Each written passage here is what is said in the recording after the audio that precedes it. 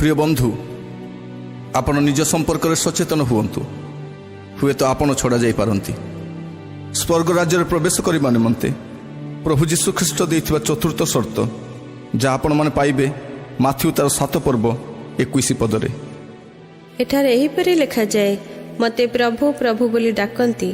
एहीपरि प्रत्येक स्वर्ग राज्य रे प्रवेश करिवे नहीं मात्र जे मोहर स्वर्गस्थ पितांक इच्छा साधन करे से प्रवेश करिवो। स्वर्ग रे प्रवेश करने निमंते चतुर्थ शर्त पितांक इच्छा पालन करवा। प्रिय माने आपण केबे से विषय सचेतन होइछंती कि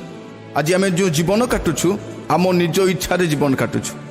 मते ए विषय भल लगे मते एटा भल लगे मु ताहा करिबा पई भल पाए किंतु आपण केबे चिंता करिसंती कि ताहा कोन परमेश्वर को भल लगे आपणकर जहाँ भी करुछंती मने रखंतु से कार्य जदि प्रभुंकर संतुष्टिकर होई पारु नाही आपणकर जीवन शैली आपणकर कार्यकलाप जदि प्रभुंक दृष्टि रे संतोषजनक नुहे आपण मने रखंतु हुए तो शेष दिन रे आपण छड़ा जाई पारंती कारण प्रभु जीशु कहती मते प्रभु प्रभु बोली डाकंती एपरि प्रत्येक स्वर्ग राज्य रे प्रवेश करिवे नाही मात्र जे मोहर स्वर्गस्थ पितांक इच्छा साधन करे से प्रवेश करिवो। स्वर्ग रे प्रवेश करबा निमंते आपणक इच्छा नुहे पितांक इच्छा पालन करबा दरकार।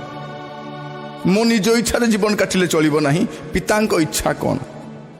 आपण 22 पदर देखि परिबे से दिन अनेक मते कहिबे हे प्रभु आम्भे माने कि तुम नाम रे भाववाणी कहिलु नाही पुणी तुम्भ नाम रे कि भूत मान को छोड़ेलु नहीं आ तुम्भ नाम रे कि अनेक शक्तिर कार्य कलु नहीं सेतेबेले मु समान को स्वस्थ रूपे कहिबी मु तुम्भ मान को केबे हे जानी नहीं हे अधर्माचारी माने मो पाखर दूर हुओ। प्रिय माने एही स्थान रे आमे देखुछु जे छड़ा जीवा लोक मानकर लिस्ट रे क्यों मान अछंती जे माने भाववाणी कहिसंती भूत मान को छोड़ेइसंती अनेक शक्तिर कार्य करिसंती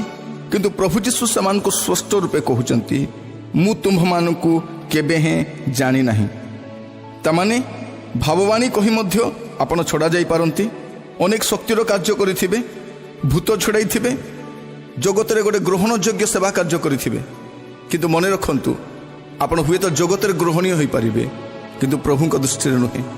आमाने लोकमानक दृष्टि रे आदृत होबा पई चाहूछु आम सेवा कार्य द्वारा आम लोकमानक सम्मुखरे हुए तो निजको स्थापित करि पारु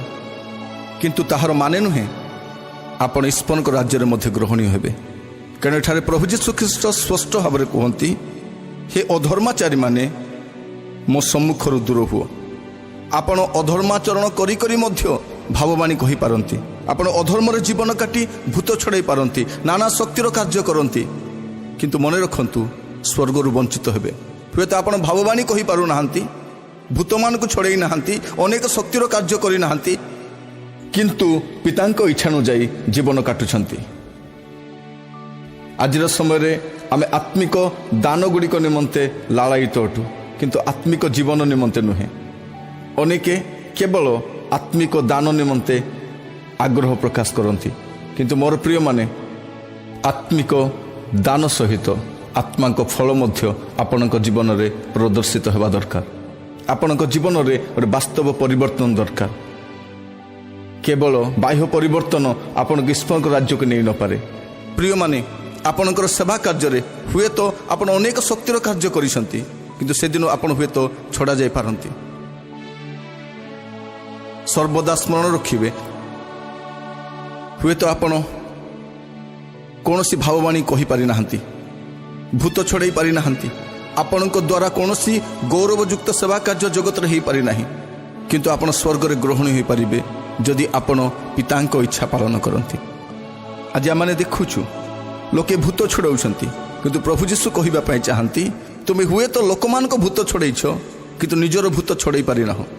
आज ख्रिस्टियान मान को जो भूत धरिछि जो बाहानार भूत धरिछि सबु विषय पई गोटे बाहाना चर्च न आसीबा निमंते गोटे बाहाना दान न देवार गोटे बाहाना प्रार्थना न करिवार गोटे बाहाना मंडली परित्याग करिवार गोटे बाहाना सेवारु ओहरी जीवार गोटे बाहाना वाक्य ध्यान न करिवार गोटे बाहाना सबु विषय पई गोटे बाहाना रहिछि। मोर प्रिय माने एही बाहाना चलिबो नाही। प्रार्थना करंतु जेपरि आपण मानकु एही बाहानार भूत छाड़िबो। ଆଜିର ସମୟରେ ପ୍ରଭୁଙ୍କ ସକାଶେ ଆମେ ଯେଉଁ କାର୍ଯ୍ୟ କରିଛୁ ହୁଏତ ତାହାର ଫୁଟାଣି ଆମେ ଲୋକମାନଙ୍କ ସମ୍ମୁଖରେ ମାରିପାରିବା, ହୁଏତ ଆମେ ଲୋକମାନଙ୍କୁ ଆମର ଫୁଟାଣି ଦେଖାଇ ପାରିବା, କିନ୍ତୁ ଦିନ ଆସିବ ମୋର ପ୍ରିୟମାନେ ଆମମାନଙ୍କ ସମସ୍ତ ଫୁଟାଣିକୁ ପ୍ରଭୁ ଯୀଶୁଖ୍ରୀଷ୍ଟ ଫୁଟଣ କରିବେ। ସ୍ୱର୍ଗ ରାଜ୍ୟରେ ପ୍ରବେଶ କରିବା ନିମନ୍ତେ ପ୍ରଭୁ ଯୀଶୁଖ୍ରୀଷ୍ଟ ଏହି ସର୍ତ୍ତଟି ରଖନ୍ତି, ପିତାଙ୍କ ଇଚ୍ଛା ପାଳନ କରିବା। ଆପଣମାନଙ୍କର ଦୈନନ୍ଦିନ ଜୀବନରେ, ଆପଣଙ୍କର ଖ୍ରୀଷ୍ଟିଆନ ଜୀବନଯାତ୍ରାରେ, ଆପଣଙ୍କର ସେବା କାର୍ଯ୍ୟରେ, ଆପଣଙ୍କ ପାରିବାରିକ ଜୀବନରେ, ଆପଣଙ୍କର ବ୍ୟକ୍ତିଗତ ଜୀବନରେ ଏହି କଥାକୁ ପ୍ରାଧାନ୍ୟ ଦେବେ ଯେ ଆପଣ ଈଶ୍ୱରଙ୍କ ଇଚ୍ଛାକୁ ପାଳନ କରନ୍ତି କି ନାହିଁ। ଯଦି ପାଳନ କରନ୍ତି ନାହିଁ, ଆଜି ଆପଣଙ୍କ ଜୀବନକୁ ସମୀକ୍ଷା କରନ୍ତୁ, ପ୍ରଭୁଙ୍କ ନିକଟରେ କ୍ଷମା ମାଗନ୍ତୁ, କୁହନ୍ତୁ ପ୍ରଭୁ ଏବେ ପର୍ଯ୍ୟନ୍ତ ମୋ ନିଜ ଇଚ୍ଛାରେ ମୁଁ ଜୀବନ କାଟିଛି, କିନ୍ତୁ ଆପଣଙ୍କ ଇଚ୍ଛାକୁ ପ୍ରାଧାନ୍ୟ ଦେଇନାହିଁ। ଏଫିସିଓ 5:10 ଲେଖାଯାଏ, ପ୍ରଭୁଙ୍କର ଇଚ୍ଛା କ'ଣ ତାହା ବୁଝ। ମୋର ପ୍ରିୟମାନେ, ପ୍ରଭୁ ସାହାଯ୍ୟ କରନ୍ତୁ ଯେପରି ଆଜିଠାରୁ ଆମେ ପ୍ରତ୍ୟେକ ପ୍ରଭୁଙ୍କ ଇଚ୍ଛାକୁ ପ୍ରାଧାନ୍ୟ ଦେଉ।